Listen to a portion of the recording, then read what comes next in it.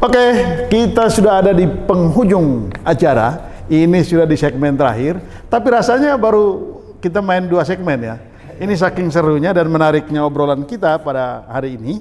Nah, saya di segmen terakhir ini sebelum closing statement, saya ini terganggu juga gitu dengan pernyataan-pernyataan Bung Ari. Karena itu saya perlu mengkonfirmasi. Tadi dalam beberapa segmen selalu Bung Ari menggarisbawahi soal ini Pak Jokowi mengayun terus ini soal calon presiden. Nah pertanyaannya, kenapa Pak Jokowi ayun terus soal calon presiden? Ya, karena Pak Jokowi ingin menjaga keseimbangan politik secara nasional terhadap 2 calon yang memang punya komitmen meneruskan Pak Jokowi, antara Prabowo dan kemudian Ganjar. Juga menjaga keseimbangan, karena pada keseimbangan politik dia sebagai presiden, kepala negara, kepala pemerintahan, supaya sikap-sikap pilihan politik di antara para pihak, para partai pendukung dan semua basis pendukung termasuk sampai ke relawan itu pada akhirnya akan mengambil sikap politik. Jangan sampai pilihan politik, sikap politik itu kemudian menjadi kekecewaan dari para pihak ini, karena itu harus kita terima bersama. Ketika suatu saat sebuah partai atau dukungan politik tertentu itu memang arah ke punya preferensi, karena apapun ketika harus berkontestasi kita harus bertanding. Tapi saatnya sekarang bagaimana perbedaan-perbedaan itu bisa kita pahami dan kita mitigasi bersama. Keseimbangan itu yang sedang dilakukan Pak Jokowi terhadap dua sisi, Pak Prabowo dan Mas Ganjar. Artinya Bro mau mengatakan sikap ayun-ayunnya Jokowi ini terhadap calon-calon yang ada itu nggak salah? Tidak salah, dan memang harus begitu, karena ini kan 2 telur emas. Pak Prabowo dan Mas Ganjar ini 2 telur emas yang memang punya komitmen melanjutkan Pak Jokowi. Ya dia harus dimenangkan. Tetapi kan nggak mungkin menang dua-duanya. Iya, makanya ini harus 2 orang ini yang menang dalam posisi politik Pak Jokowi hari ini. Tetapi bicara preferensi politik dari partai-partai pendukung, partai-partai masing-masing pilihan orang, termasuk pilihan pribadi Pak Jokowi, kan punya preferensi politik yang memang harus dihormati. Ini yang harus membedakan antara sikap mengawin Pak Jokowi sebagai seorang negarawan, ya, dan kemudian sikap pilihan politik dia nanti, dan si pilihan politik partai-partai pendukung dia yang memang nanti akan Pak Jokowi hormati. Jadi Pak Jokowi tidak akan memberikan arahannya eksplisit, kamu partai A, B, C ke calon A, partai B, C, D ke calon B, tidak akan. Tetapi pesan-pesan implisit untuk menjaga keseimbangan, persatuan, kebersamaan, karena kita punya mimpi buruk soal pembelahan masyarakat di 2000 pemilu. Kalau begitu, sebelumnya. Kalau ini Pak Jokowi ayun-ayun terus, lalu kemudian betul yang Bro bilang pada akhirnya Pak Jokowi tidak akan memberikan arahan jelas mau kemana, berarti partai-partai yang masih menunggu arahan ini kena prank semua dong? Iya, kena prank, karena Pak Jokowi itu fungsinya mengayun itu supaya menjaga kebersamaan, tetapi pilihan politik itu harus tegas, harus firm. Kan pilihan politik yang berbeda, kita tetap bagaimana melanjutkan Pak Jokowi, tetapi pilihan harus jelas, Anda ke Prabowo atau ke Ganjar, tapi jangan ke Anies Baswedan, karena itu kita posisi politik sudah berbeda. Makanya kan bagaimana partai-partai yang belum menentukan sekarang, misalnya partai di koalisi pemerintahan antara Golkar dan PAN itu jelas akan ke Prabowo atau ke Ganjar, tidak ke Anies Baswedan. Tapi pilihan politik harus firm.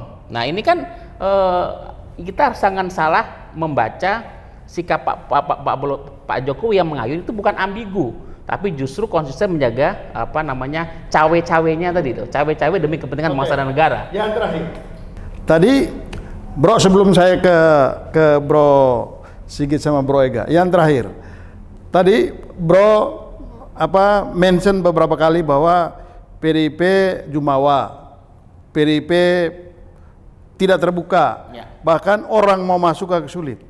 Ya. Nah, apa pesan Bro Ari supaya PDIP itu atau terhadap sikap PDIP yang seperti itu? Pesan saya karena tema kita PSI, kepada PSI dan juga kepada PDIP.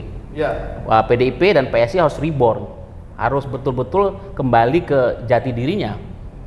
PDIP sebagai partai wong cilik, partai yang memang orang-orang kecil, partai yang terbuka, partai yang mau merangkul semua, partai rakyat. Jangan kemudian menimbulkan persepsi sebagai partai yang jumawa. Itu yang memang harus dilakukan dekonstruksi terhadap image orang publik kepada sosok PDIP. Reborn bagaimana membahasakan ideologi partai dengan bahasa-bahasa yang lebih diterima ke masyarakat, tidak kemudian menciptakan ruang eksklusif dan ruang kemudian menjadi katakanlah mercusuar. Partai PDIP bukan mercusuar, tapi adalah rumah-rumah rakyat, di mana rakyat bisa datang kapan saja menyuarakan pilihan politiknya, dukungan kepada pilihan politik. Bagaimana kalau PDIP tidak rebound? Ya kalau PDIP tidak rebound, ini kan tentu mengkhianati cita-citanya sendiri. Mungkin Oke, akan dampaknya tetap menang. terhadap calon presiden. Ya, mungkin akan menang, tetap menang dalam pileg, tapi untuk memenangkan capresnya itu pekerjaan sangat berat. Oke, ini pesan yang sangat luar biasa. Nah, saya ke Bro Ega. Bro Ega, saya memberi kesempatan Bro Ega untuk membuat closing statement terkait dengan keseluruhan diskusi kita hari ini dan juga terhadap PSI. Terkait hal tersebut, yang ingin saya sampaikan di sini, pengunduran diri saya dari PSI itu sebenarnya bukan karena benci PSI, tapi karena sayang PSI. Karena dari sisi saya melihat PSI ini realnya mau keluar nih. Bagaimana saya cara memperingatinya PSI yang kita sayangi ini, ya dengan cara saya keluar, supaya PSI ngelihat bahwa saya pribadi dan teman-teman ini nggak setuju dengan sikap PSI yang selama ini sudah komitmen bahwa yang layak meneruskan Jokowi ini ya Ganjar, bukan Prabowo. Jangan ujuk-ujuk datang Prabowo yang dulu dibilang tidak pantas, tiba-tiba dikasih kartu merah kepada Prabowo. Sebenarnya kita harus sepakat dari rembut rakyat itu sama PSI bahwa yang layak penerus Jokowi itu ya Ganjar Pranowo, bukan Prabowo. Ini bukan tentang menang dan kalah, tapi ada yang lebih menyakitkan daripada menang dan kalah ini, yaitu penyesalan. Sesal memilih, salah pilih, ya kan? Kalah pun terus salah juga ya sakit. Kalau menang kedepannya bisa menyesal juga ya. Ini bukan kemenangan tentang menang dan kalah, tapi penyesalan. Penyesalan itu ya dalam hati ya sakit itu. Tapi bro ini kayak orang pacaran agak kontradiktif ini. Ya. Bro bilang cinta, tapi lo putusin pacarnya. Ya. Gimana itu? Cinta maksudnya? Cinta Ya, kalau orang pacaran, ya. Kan pacaran nih. Iya. Lo mencintai pacarnya, Ya. tapi lo putusin, gimana dong? Oh, Pak Ganjar, saya cintai Pak Ganjar. Saya dengan PSI sebagai wadah yang sama mencintai Pak Ganjar. Oh. Bukan PSI-nya. PSI kita sama-sama sevisi, semisi, sama-sama mencintai Pak Ganjar. Ya konsisten dong. Oh, Komitmen, gitu ya. pegang cinta kepada Pak Ganjar. Oh, Jangan biarkan cowok lainnya ada situ yang genit begitu ya udah singkirin aja. Kan sudah sepakat ya 2019. Iya, bro Sigit. Kalau udah cinta sama Pak Ganjar jangan jangan diputusin dong. Nggak Itu pernah gimana bro? putusin sih. Ya? Nggak pernah putusin sih. Oh nggak putus, ini masih tarik ulur ya?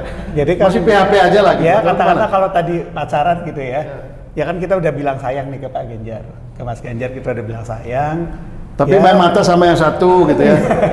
kan belum nikah. Gitu. Oh gitu ya? Oh Jadi, boleh lah ya? Belum janur kuning. Boleh ya? belum janur kuning. Tapi intinya gini lah, pada hari ini PSI belum punya sikap final gitu kepada siapa kami akan berlabuh di Pilpres nanti. Ini akan masih tadi, ya walaupun memang Pak Jokowi tidak akan memberikan arahan secara eksplisit, tapi ada arahan implisit pastinya. Oh gitu. Kemudian juga ya kami masih menunggu koalisi-koalisi yang terbentuk nih. Sekarang ini bisa terjadi hal yang ini Pak Prabowo, ini Mas Ganjar gitu. Kalau tiba-tiba mereka koalisi gimana? Kita juga nanti akan tambah bingung lagi nih. Ya udah kan pasti mau nggak mau kan kita dukung gitu. Karena kan tadi seperti yang dinyatakan Bro Ari kan garis demarkasinya tidak ke Anies gitu kan ya. Hanya ke Pak Prabowo dan Mas Ganjar. Kalau Pak Prabowo dan Mas Ganjar gabung gimana? Jadi PSI ini tegas tidak ke Anies gitu? Pasti, itu jelas. Itu garis demarkasi seperti yang disampaikan Bro Ari. Bagaimana kalau Anies ini ambil Yeni Wahid jadi wakil? Saya sih nggak yakin. terbelah juga? Saya nggak yakin Mbak Yeni mau sih. Oh gitu? Iya. Oh nggak yakin? Nggak yakin. Sangat Oke. tidak yakin Mbak Yeni mau ke Mas Anies. Oke, pesan Bro Sigit buat PSI apa? Mungkin untuk kader-kader PSI hari ini gitu ya, kita tunggu aja lah Ini politiknya masih cair banget, masih masih akan banyak kejutan menurut saya sampai nanti pendaftaran capres cawapres di bulan Oktober gitu ya. Ya tunggu aja dulu lah gitu. Ada pesan buat PDI? Kami sangat menghormati PDIP sebagai partai senior, kakak kami, dan tentu kami berharap bisa menjalin komunikasi politik yang lebih baik lah. Nggak perlu PDIP yang datang ke PSI, kami yang sowan ke PDIP lah, kami yang muda gitu. Nah, ini ada bontot yang Ya, PDIP itu harus reborn.